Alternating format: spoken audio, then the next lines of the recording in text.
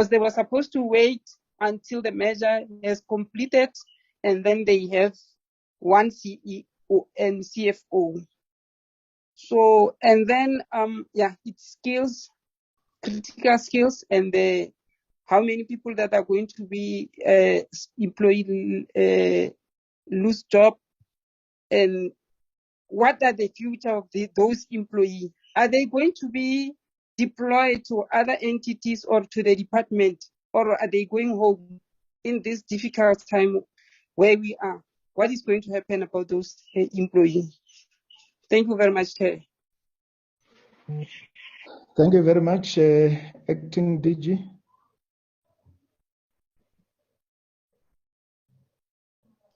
Thank you, Chair. I will ask the team, both from the department as well as from the entities, to respond. Thereafter, if there are any questions that are left, I'll take those up. Thank you.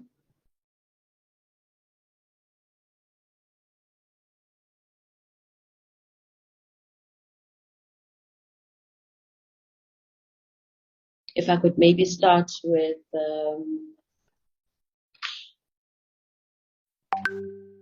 we can start with the entities, perhaps both the CEO of BBI as well as the CEO. What are the future of those employees? Are they going to be deployed to other entities or to the CEO, department?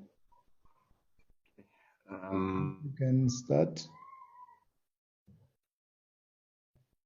And COO, any one of the two?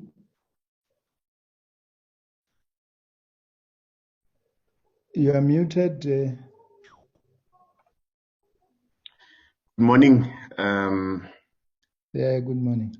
Honorable Chairperson, members of the committee, colleagues from the department, our shareholder ministry, as well as the colleagues from SENTECH. My name is Andrew Matseke. I'm the CEO of Broadband Infraco. I will respond to some of the questions that I can answer. I think the others will need to be will be best answered by the department. The first question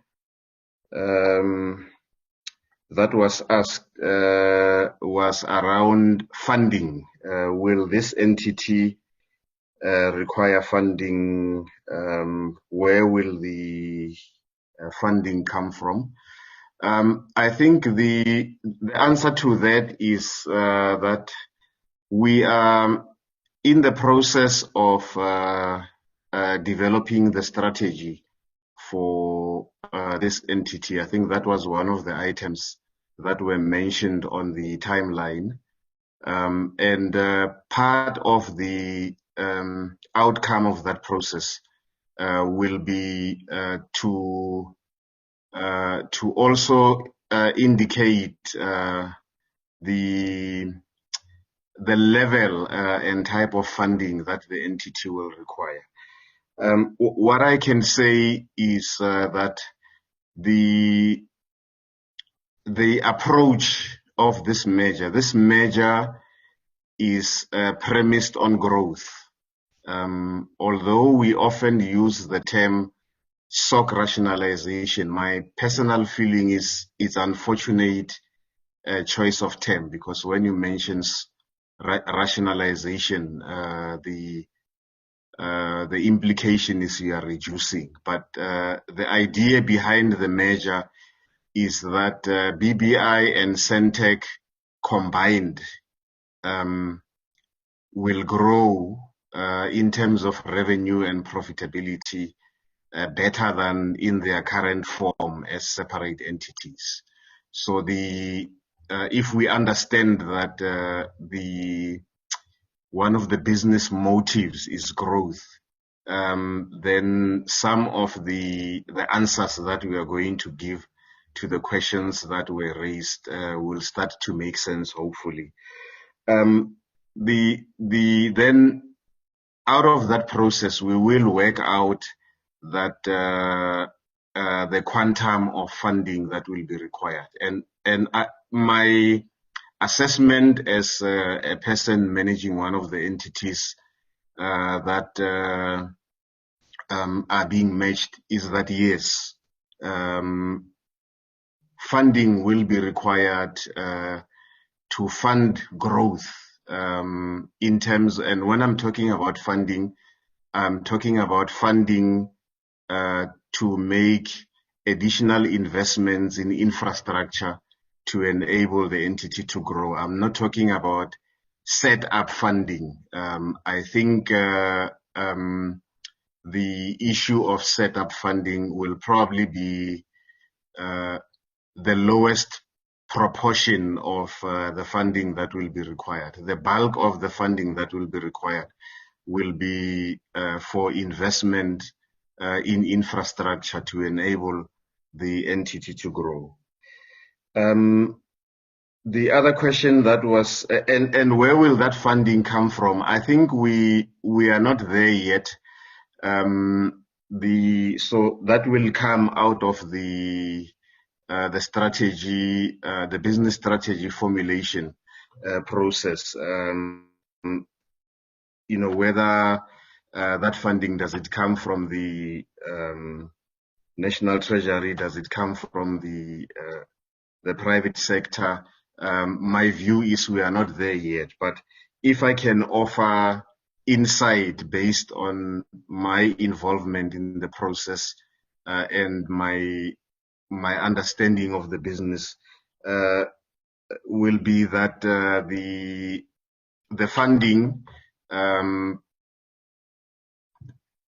the best candidates for that infrastructure funding will probably be institutions such as the Development Bank of Southern Africa, the IDC, which also, by the way, is a shareholder in BBI. So that's more where we will be looking at, since the funding will be for infrastructure rather than corporate setup.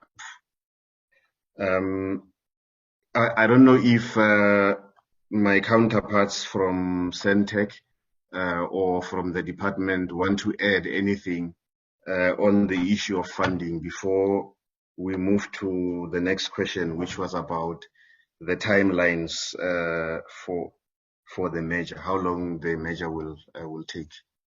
SENTECH, Tebogo, acting DG, I don't know if you would like to add anything on the issue of funding. And I will pause for now before we tackle the next item. Okay, I can come in. Rendani again.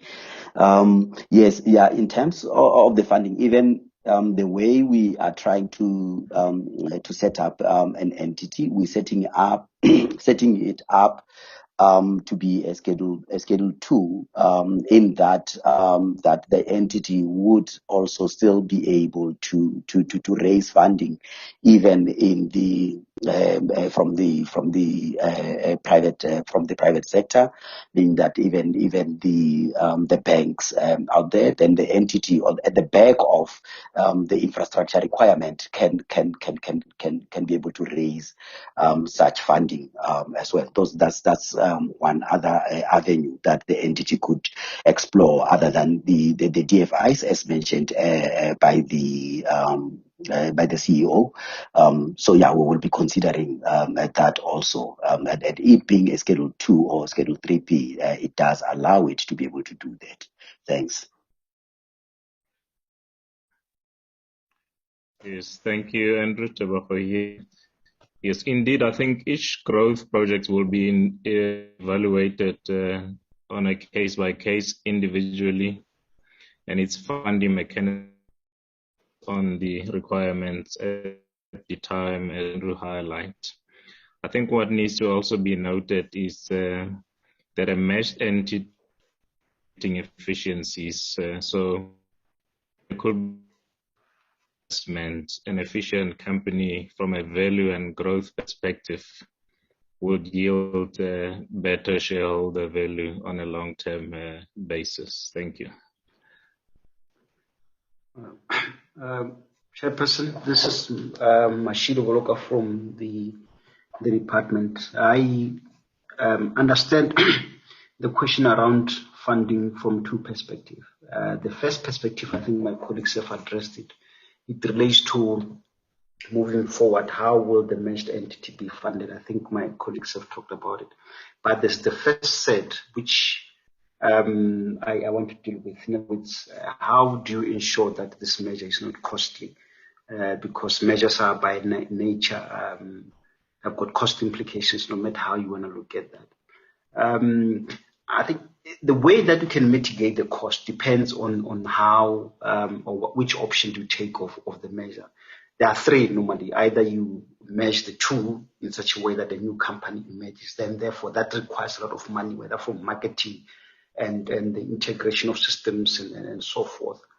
And then the other one is when you look at the two companies and say which one is stronger, thereby saying the stronger one can absorb this one, with the understanding that with time, I think you can, whether you want to change the name and so forth, but as a starting point, you can say the stronger one can match, can absorb the weaker one. In that way, you save in marketing cost and communication, and even having to do the system from the beginning, and then you save a lot of cost. So currently, there's work that is underway on due diligence to look at which option should we take, and then what are the disadvantages, whether from a cost and from an operational point of view, in such a way that it can be easier. Especially even around the regulatory matters, because sometimes if you have to establish an entirely new company with a new name, there are some regulatory hurdles that you may have to you may have to deal with. For instance, on the part of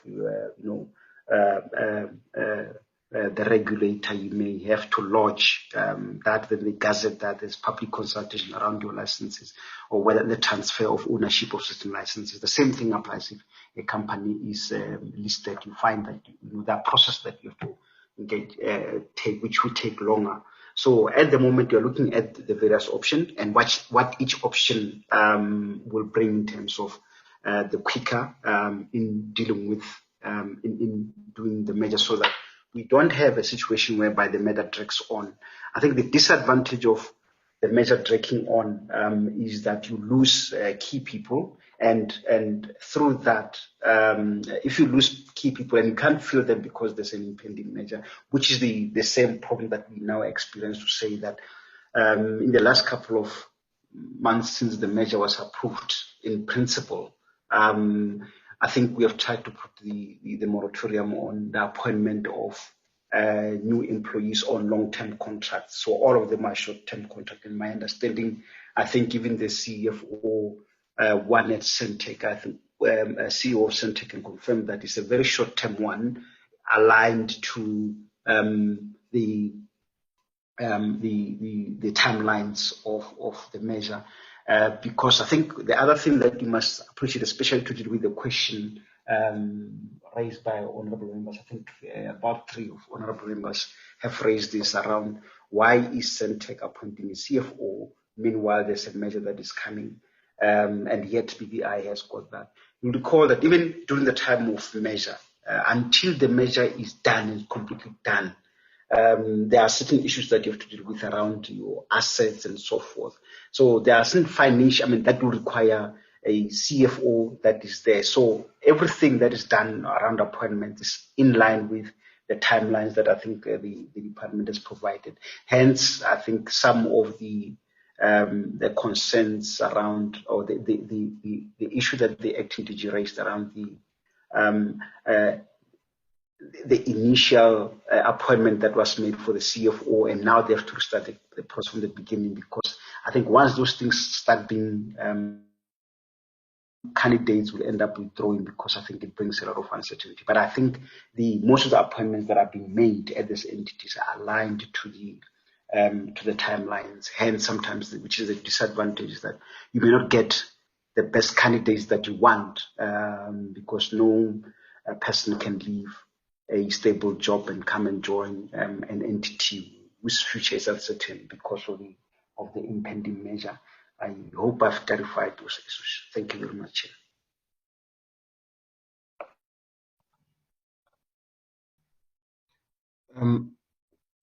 Colleagues, I think the next question that was asked of us was around the timelines that we expect for the process of the measure to take. Who wants to help with that one?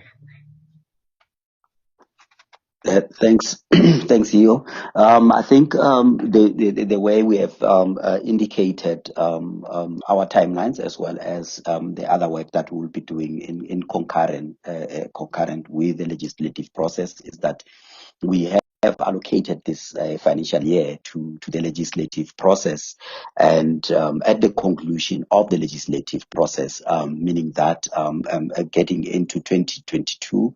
2022-23, that is when the completeness of the actual measure would then have to be concluded. Thanks, Iyo. Thanks, Rendani. Then I think the second speaker was Honorable Arnold. The questions that were raised, one was directed at you, the department, to say, in this process, what are the main concerns that the entities raised to you? And I think the other one was directed at all of us to say, what will be the impact on the workers, the employees?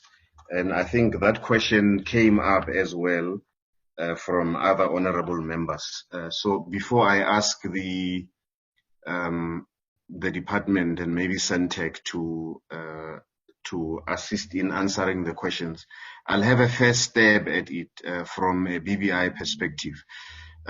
So this measure, as I indicated before, has got a growth motive. It is being done so that the two entities, when they are together, they have a better chance of growing compared to how they are currently performing.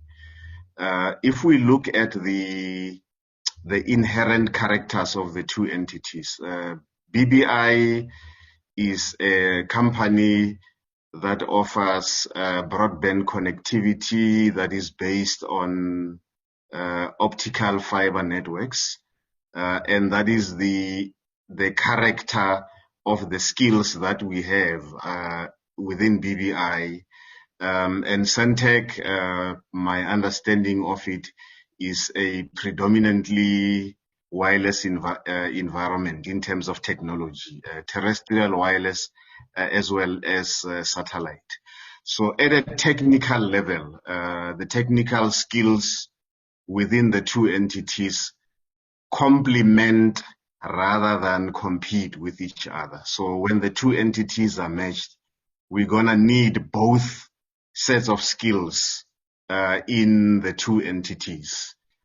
So I do not expect significant impact on people that may even require rationalization or retrenchments. And here I'm talking specifically the technical environments. And in BBI, that constitutes about between, let's say, around 60% of our labor force is in that environment. And we don't expect any form of redundancy to emerge out of that. Where it gets tricky, I think it's in support services, finance, HR, admin functions. There it is possible that we may end up with some duplications on either side when the entities combine. And then at executive levels, we are on fixed term contract. My contract ends in November 2022.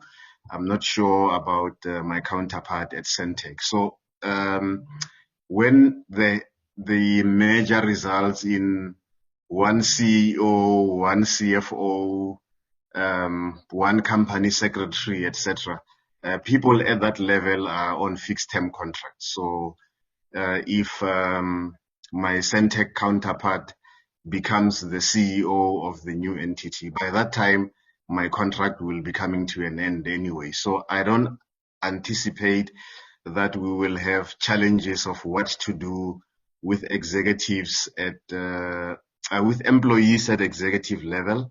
I think we potentially have an issue that we'll have to deal with at middle management level when it relates to support services, HR, finance, supply chain, those type of services. That's how I see it at this stage. SENTECH, Rendani, Mashilo, I think you can maybe step in, complement the answer I've given. Thank you. Thank you, Andrew. Tebogo here. Yes, I think it's important to note that the merging of BBI and SENTECH is just an optimization of the complementary strategic capabilities and enhancement of the value chain towards the market. So each of those strategic capabilities from each of the entities will remain in existence. There is no replacement of any. The slide that Rendani showed, where it shows the interface of government institution via BBI backhaul and then through to SENTECH access networks.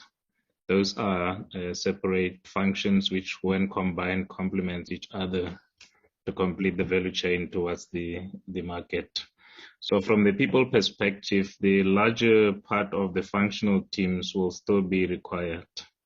And if one thinks about growth on medium to long term will require supporting human capacity. So one will have to think about that yes, while there could be opportunity for optimizing initially the support staff, as Andrew says, on a medium to long term, when you grow, you may need more human capability in that regard. Yes, indeed, on the senior levels, you can't have two CEOs and you can't have two COOs, you can't have two CFOs. And I think on the basis of the contract ending or maybe buyout, the efficiency and alignment can be achieved on those levels. But mainly there's potential for significant growth. If you look at the market that is unconnected, the government institution that still needs to be connected, and the current SENTECH and the BBI capacity, we can outright say that we'll need more people to enable and sustain the operations of the new company. Thank you. Okay, if I may come in, is Rendani here. The part of the question, CEO, that was asked was what was then raised by the entities. Indeed, it was the issue around the employees and the effect and the impact that would be had to the employees. So what the minister did was to meet with all the employees, started with SENTECH and addressed the employees and indicated the growth strategy that the colleagues have just outlined, and reassuring in terms of the that the intention, it is not at all to ensure that there are people that will be fired or will lose their jobs. So she did have to give that assurance at the back of the growth prospectives that are being highlighted. She also indicated that for us to even also ensure that there is skilling and reskilling, there will be a need for a skills audit and skills assessment that needed to be done by both entities, so that then there could be an establishment of skill gaps if there are those that perhaps might require reskilling, so that then they can be able to still find place within the entities. So that was done. Also, we followed up with the discussions with the unions. We've had the discussions with the unions at BBI, especially because they did raise some of the concerns, more especially around the skilling, and we had to go and indicate and unpack the reasons behind, because their concerns were saying that no, you want to do skills audit so that then you can then take us out. We did indicate that no, the purpose is to ensure that if we have gaps, in the meantime, we can be reskilling and upskilling, so that we are all ready when the entity comes to its functionality. I think that's just one part that perhaps maybe we hadn't responded to around the employees and the skills. Thanks. Back to you, CEO. I think we will follow your guidance, CEO. I think in terms of you unpacking the questions asked by the members, if you can assist us with that. Thanks. Thank you, Rendani. The next set of questions, I think they came from Honorable Smith. The one was around and I'm paraphrasing the question, it was around setup costs until the entities have been merged into one. And the view at the moment is that we're not going to need assistance with setup costs. I think the two entities by themselves are already functional. I think one of the possibilities, high possibilities, BBI is currently occupying an office where we are renting. The SENTECH corporate office is owned by SENTECH. So we could look at an option where the merged entity then moves into that building that is owned by SENTECH. I think that's one of the options if we are looking at cost optimization or doing the merger in the most cost-effective way. That's one of the possibilities that we can look at, and that is essentially where the biggest volume number of people sits in both entities. But I think that process of setting up into one, I don't anticipate that it will require financial assistance from the shareholder, from National Treasury and so on. I think the issue of duplication at executive level, I have already addressed that issue, and even at management levels. I think the character of the two entities as they are today, and what we will need when they come together, limits the possibility of duplication. And as I said, my view is perhaps only in some of the support services could that become an issue. And this is something that we've already gone through in detail with the labor union that represents the majority of workers at BVI.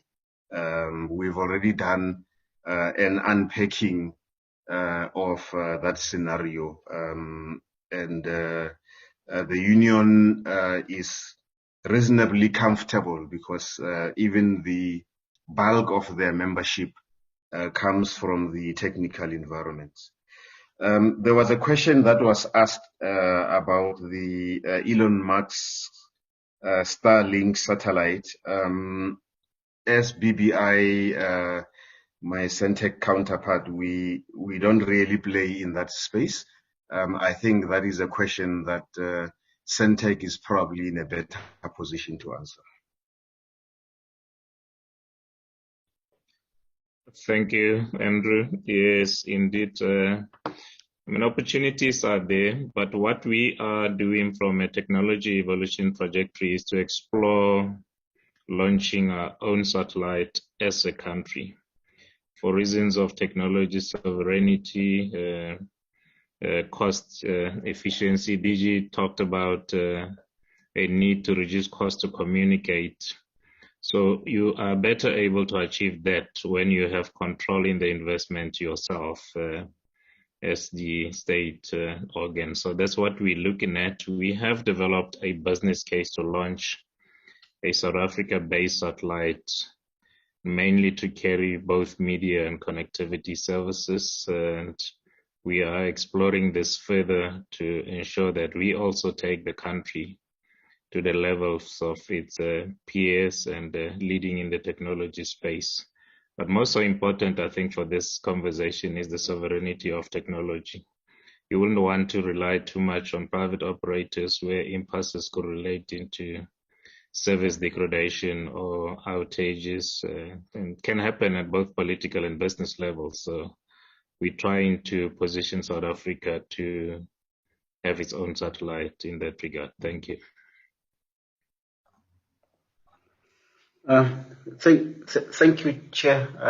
Just to amplify that which the CEO of SENTECH has said on the issue of Elon Musk's Starlink satellite.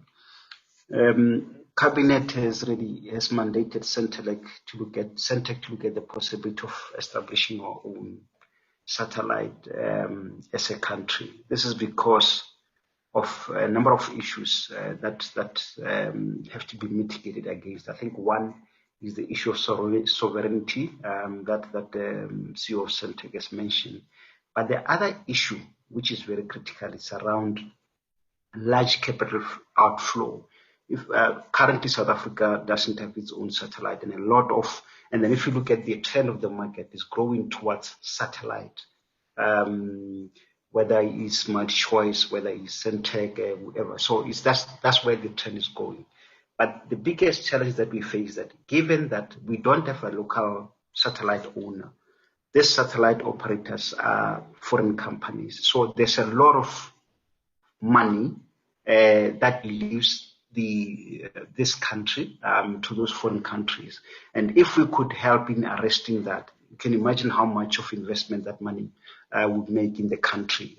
Just SENTECH alone has a lot of money uses a lot of money in satellite fees. Actually, I think is the biggest cost driver on its expenses, satellite rentals, and they are done in dollars, not South African rand. So if the South African rand is really declining, then the situation becomes worse. So you can imagine if we can help in retaining that large capital locally in terms of technological development and also job creation and engineering capacity for the country, especially at the time when you talk about youth unemployment. So having our own satellite, remember, it's not only just the services, but building it, the various components that we can manufacture locally. So it will do a lot in economic spin-off, other than the issue of the sovereignty, which the CEO of SENTECH has added.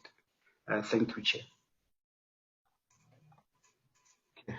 Chair, the next set of questions, they came from Honorable Nene. I think it was more around the... Honorable Nana, Honorable Nana. Sorry? Honorable Nana, not Oh, Nana. is it Nana? Oh, my apologies, my apologies. I just want to correct you so that he does not come Okay. himself. Okay, I misheard you. Thank you for the correction, and apologies to Honorable Nana. Thanks, Chairman, for coming to my rescue. Okay. The questions were about the the experience of merging municipalities where one came into the merger from a strong position, the other one from a weaker position, and the results were not so successful. And whether, what have we learned from similar mergers, and how is this going to be handled differently? I think we sometimes having the ability to learn from other people's processes that didn't work well is an advantage that those who do a merger later have, is that you can learn from what didn't work in the other mergers.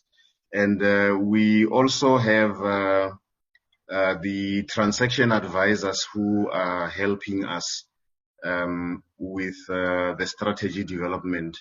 They also have people in there who were involved in other measures, including in the private sector. So we are mindful of those types of experiences, and we are taking them into consideration when we formulate the strategy and the business plan of the merged entity, and how it's going to be managed. And if I can maybe talk some specifics, I think SENTECH comes into the transaction in a healthier financial position than BBI. BBI, the biggest issue that we've had in the last couple of years are the shareholder loans on our books. And we have been waiting for approval to convert those shareholder loans into equity, into more shares, so that we can go into the transaction in a much healthier position. And I think in one of the portfolio committee, not this committee, the portfolio committee of communications, some of the MPs who represent, I think, the DA on that committee have in the past asked us a question to say, are you not doing this measure so that you can transfer BBI's financial difficulties to SENTECH? And the answer is no, that's not what is happening. So the latest development on that is that the shareholder minister of the IDC, Honorable Minister Patel, has given the IDC this month in March permission that they can also convert their shareholder loan in BBI into equity. So we've already started that process, and by the time we have the audited financial results of BBI, we will have removed the shareholder loans, converted them into equity, and that will make the net asset value of BBI to be in the region of 1.2 billion positive. And then it's just the normal income statement of BBI and the cash flow, which we are managing very well. So this latest development then removes a significant obstacle that could have been seen by a neutral observer as the measure bringing a weak BBI to come and weaken SENTECH further. So by that issue being addressed now, we will be making sure that both entities go into the measure in a very healthy position from assets and liabilities point of view. Then what remains then is the agenda to drive growth. to use the strengths of both entities to drive growth. The other issue that has also come up in recent discussions with the department is that both BBI and SENTECH going forward, now that we know we are merging, we have a timeline for merging, we need to start working together in pursuing opportunities in the market.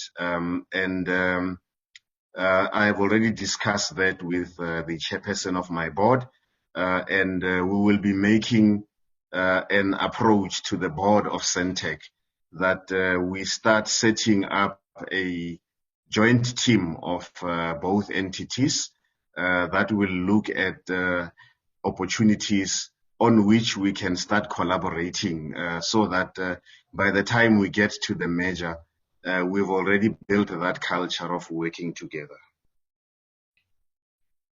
Then there was an issue of the longer the merger is delayed. That is something that does cause instability. We have had resignations in BBI where skilled people are fearful of how the merger will affect them, and because they are skilled people, they are able to find jobs somewhere else. So I think it is in our interest, both BBI and SENTECH, that we try and speed up the process of the merger. The longer it delays, the longer it creates the opportunity for us to lose the people who are skilled in our entities. There was another question, I think, that was related to the recruitment that is currently taking place for the SENTECH CFO, but I think that question has been addressed. Rendani, the colleagues from SENTECH, I don't know if you want to add anything on the issues that were raised by Honorable Nana. Thanks, CEO Rendani here. No, I just wanted to add a bit around the lessons learned. Indeed, we did do that assessment. Hence, the department was the first one to start doing and granting BBI the conversion, that they can do the conversion, so that then that addresses their balance sheet challenges. And then with that, we then have been writing and encouraging the Minister of TTIC, that is Department of Trade and Industry, Trade Industry and Competition, to ensure that we get concurrence from their side also. And as the CEO has indicated, we have then favorably received that. So meaning that then that now BBI going into the merger, it will be in a much better position going into this merger. I think that's the part that I wanted to just expand on. Thanks. Yes, thank you, Andrew Tebogo here. I think just to add on the issues of whether the merger is sustainable or not, merging two entities, learning from the experience of the municipalities. Yes, I think we can take some learnings there, Honorable Nana, and do things differently. But the potential for the new company growth is quite positive in the ICT and telecommunications sector. I mean, this is just supported by the consolidation of assets that Andrew is talking about and the strength of the market, as we have been reflecting earlier. You know, on average, the asset turnover, we will now have a positive asset in the beginning. The asset turnover of a telecommunications company, looking at most of the time above 20%. So that's still quite positive, and it's not in decline. It's been now changed for better by the realities of the new normal. So we do see a very strong case, sustainability trajectory for the new company there. And then the CFO appointment. Why are we appointing now when we are on the eve of the merger? All these strategic appointments at SENTECH do consider the SENTECH BBI merger. So we do go into contracting, short-term contracting, in consideration of the merger. So we set a period and also do set that the period will end when the merger happens. An example is on some of the ones that we've said we will go with either 2 or 3 year and end the merger. So whichever comes first, then the contract will come to an end. So we just want to reiterate that the issues of the merger and duplication of human capacity is being taken serious at SENTECH. Thank you. Thank you, Chair. The last set of questions, I think they came from Honorable Modise. The issue was related to employees and the union, so I'll have a first go at it. And then there was a question raised about assessment of skills. So we have done labor engagements at BBI. I can confirm that, and I led those labor engagements. And we have explained this process as a growth-driven measure, and that is how we see it. And we have done an assessment, as I've indicated before, that indicated that we're going to need more skills, and particularly that on the technical side, the skills in BBI and those in SENTECH complement rather than compete with each other. Therefore, there is a much lower risk of redundancy and retrenchment. And the unions, based on that analysis, they were comfortable that we are on the right path. When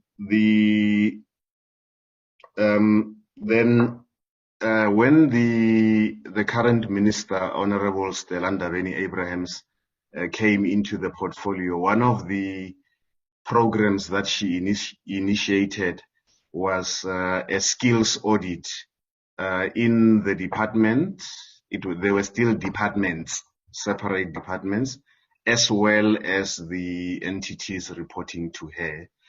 So we have done across the entire sector, including at BBI, we have done a skills assessment, a skills audit, skills assessment, and that audit identified areas where we need training and development of employees. The outcome of that skills assessment is a standard agenda item on the engagements we have with labor in BBI, both related to the measure and not related to the measure. So from a BBI point of view, I can confirm that we do not foresee the issue of skills becoming a challenge that could result in some of our employees not making it into the measure. Rendani and then my counterparts from SENTECH can maybe proceed with their perspective on that question. Thank you.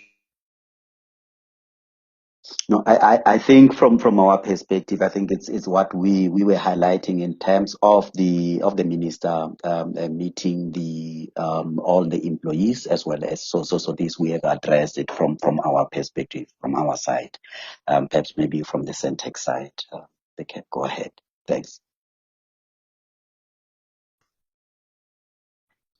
Yes, from the SENTECH perspective as well, our employees are kept up to date in terms of the development of the merger between BBI and SENTECH. So they're very well up to date in terms of the developments there. They give an opportunity to also raise and contribute towards enhancing the approach. we set up a team based on selected team members, and they are representative from various departments of the organization there.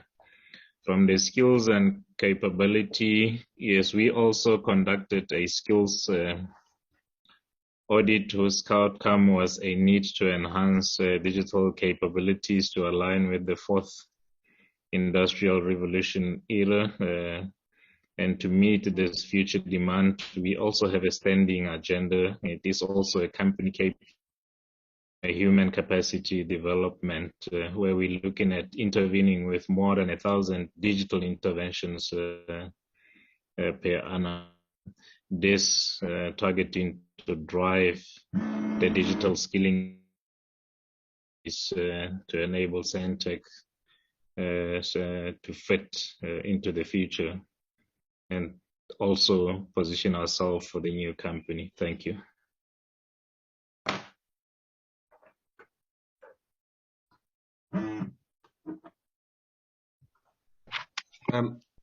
Thank you very much. I think, Chair, I know we took quite a long time in responding to the questions, but the team led by the CEO and the COO have exhausted them. Just to conclude, Chair, from the department's perspective, to then indicate that certainly this is a delicate matter, but also critical. So the minister had set up a joint oversight committee. We also have a CEO's forum, although I must confess that we haven't yet met. But I've also then held individual engagements with the entities, and those are continually being held. And this is to respond to the concerns that were raised, Chair, with regards to good governance and ensuring that both entities are financially viable and in a healthy state as we move towards this merger. So that is certain there. And one of the issues that we addressed under the Joint Oversight Committee was on the impact of jobs, to try then to allay fears, especially as indicated by both Honourable Arnold, as well as I think Honourable Nana, as well as Honourable Modise, and all the honourable members. I think the concern certainly would always be maintaining jobs and making sure that there is some level of job stability. The impact, as indicated, would be in terms of the senior management in the main. Those are then aligned to the contracts.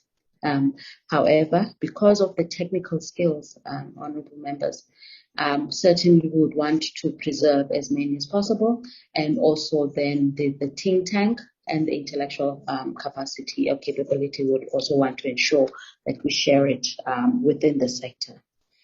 And then with regards to the research question in terms of the model, when we came up with the ICT policy review, we've looked in terms globally as well on how these infrastructure companies are aggregated. And one of the intent or interest for us was to say, at the moment, you have, as we roll out SA Connect, we have to sign various MSAs with individuals, and there's a tedious process of trying to get that approval from National Treasury in terms of deviation. But if we were to aggregate one singular state infrastructure company, ICT infrastructure company, it probably would reduce then this requirement from ensuring the procurement processes of the PFNA. So we're quite confident that with that, there will be less of the red tapes as well. But also, we wanted to also address the issues more deliberately, because at the moment it is there in both entities, how they should do business within the public or private sector and commit commercially. But there are restrictions. For example, BBI does not have the necessary license for that. We're only focusing in terms of wholesale. and that would be redressed because SENTECH would have those necessarily licensed. So the aggregation of assets as well as then the licenses is also going to ensure more effective performance of the two entities as well.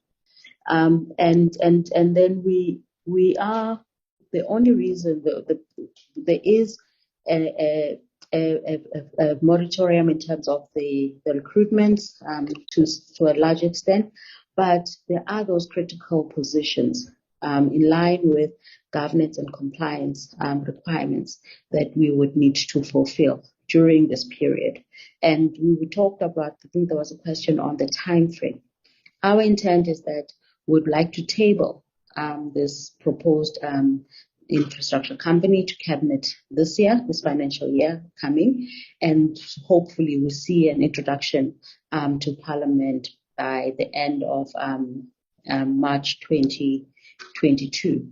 But there could be all sorts of other unforeseen delays, and therefore that's why we would therefore link then the current contracts to then say all these contracts, even the ones that we're filling vacancies, are up till then the dissolution of those companies and the conclusion of the measure. I just wanted to clarify those issues, Chair, and thank you very much to all the members. Thank you very much, Acting DG, and thanks for trying your best not to leave out any question asked by honorable members. I'm just going to check with members. Honorable Nana, I see the way you are moving, I can see you have got a follow-up question.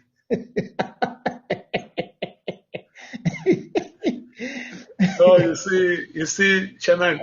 I can read you that. No. Yes, like. You see, the acting DDG. I have a soft spot for the acting DDG. I am friends with her father, Professor Jordan. Okay. So yeah, I'm measured when I'm dealing with communications because of her. You should have told us about your conflict of interest. Thank you, Chair. I'm glad that this is coming, Chair, and he needs to therefore not the sins of my father are not. Thank you.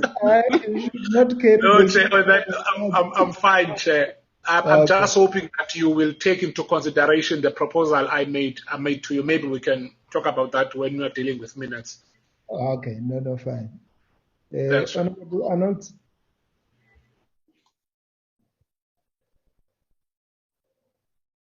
Okay.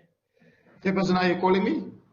Yes, I was just checking if you have got any follow-up or we are fine. No, Chairperson, I'm covered. Thank you. Thanks.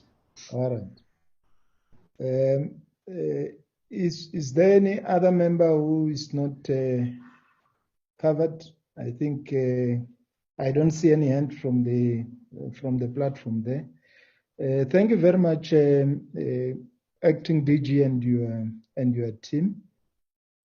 I think out of the discussion by honorable members, there is an issue around the corporate strategy that is still going through processes. It will be important that as the select committee, we get the briefing around it. We will also require that when time allows, we receive quarterly briefing in terms of this measure, because we don't want things to fall within the cracks.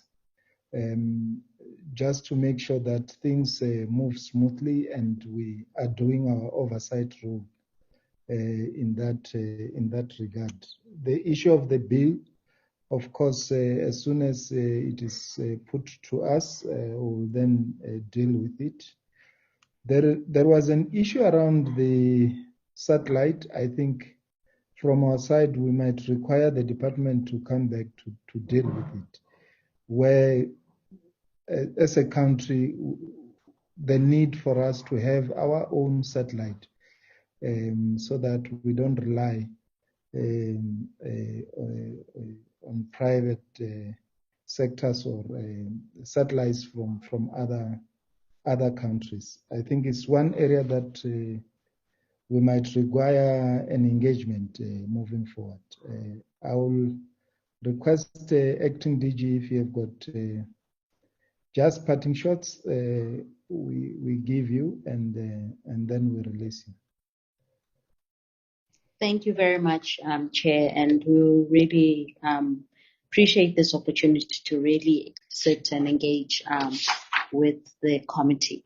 Chair, I think you touched on a very critical issue. The first one, certainly, we will appraise you and come back to then present the business case and also to appraise you on the status of where we're at with the bill.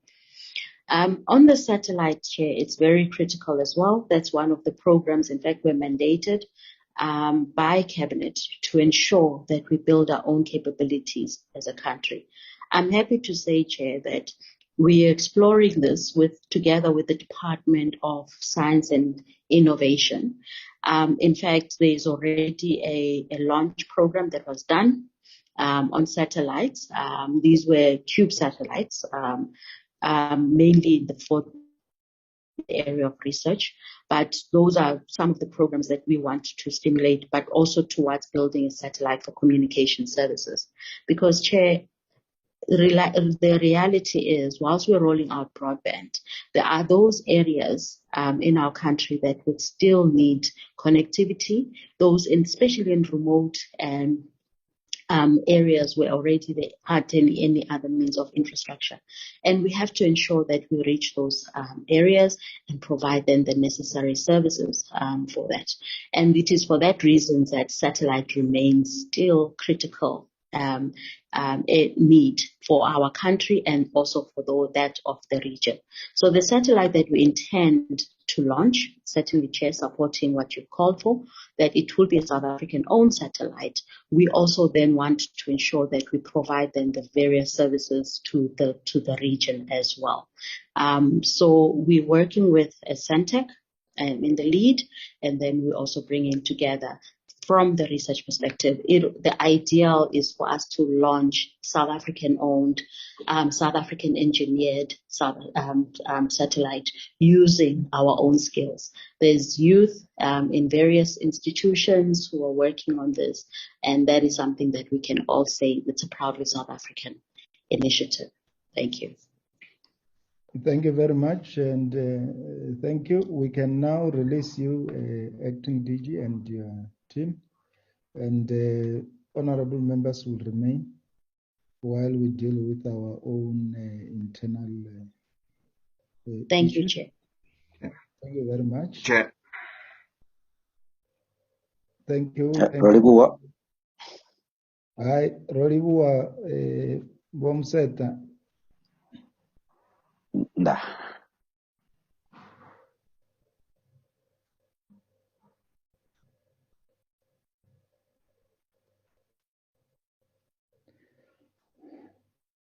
Madia. Hi, Chair. Chief, if I can just ask Baba to flight the minutes of the 17th of February. You haven't sent them to us. In fact, they were sent. It could have been a while ago, did it, Chair? They were supposed to be adopted last week. Okay. Baba, can you just confirm? I remember that they were sent. We received them, Chair. Okay. We received them, Chairperson. Thank you very much. I don't want them to be flighted, because if we send message and flight them, members won't read the minutes. When we send them, they must read those minutes, and when they come here, they come for inputs. We are presenting the minutes to the honorable members for adoption. Correction first, if there are any corrections. No corrections. We are presenting them for adoption. Thank you very much, Chair. I propose for adoption. I adopt the You minutes. move for adoption. Any secondment? I second, Chairperson. Thank you. The minutes are seconded. We have also sent you the program for the second quarter. We also, I requested the secretariat to send it even on the WhatsApp group, the program. You might have noticed that there are quite a number of issues that we need to look into, and for the second term we'll be looking more into public enterprise, as well as the issue around the annual reports of the two departments. That is the program that will be following moving forward. Because of the unavailability of space in the second quarter, we could not put in issues around communication. But as soon as we get any space, we can be able to put it in. Honorable Nana. Chairman, annual reports, considering of annual reports, will that include strat plans and budget as well? Yes. I'm also looking at the time allocated there. I realize it might be not sufficient, but we'll try our best to look at that. Sure. Look at that. If we need extra time, we'll see how we can deal with that, because it requires almost the whole day to deal with the annual report, budgets, and strat plans. But those are the things that will, as soon as we come back, we'll be looking at them. If you have seen, there is also a workshop on how we must deal with the budgets and everything. We want to look at those issues so that we don't get surprises at the end of the financial year when departments have not spent and all sorts of things. So those are the two issues that we felt we needed to submit to the committee. Thank you very much. I don't know, Madia, if there is any other matter. No, there isn't, Chair, but if I can just say, according to the NCOP program that was adopted by the NCOP Technical Committee, if you'll notice on the program, the bulk of our sessions is actually in the afternoon. It's from 3, because there's a plenary in the morning. So that means that we're not necessarily restricted to a 3-hour slot if we're going to be engaging with the departments on their stat plans and budgets. So we can actually extend it beyond 6 o'clock because there's no plenary thereafter. And also just to point out, the meeting of the 5th of May, that entire first week in May is set aside as a committee week. So the thing is that if the committee wants to sit the whole day, there is that option because there's no plenaries in the afternoon. So I just wanted to point that out, Chair. Yeah, we'll look at that at the management just to check, because when we deal with the APPs and budgets, we need time. If we need to extend it, we'll then look at it so that we give members sufficient time to engage on those matters. Thank you very much, and thanks, honourable members. We'll meet in the afternoon in the plenary. Thank you very much. The meeting is adjourned. Thank you very much, Chairperson. Thank you. Thank you, Chair.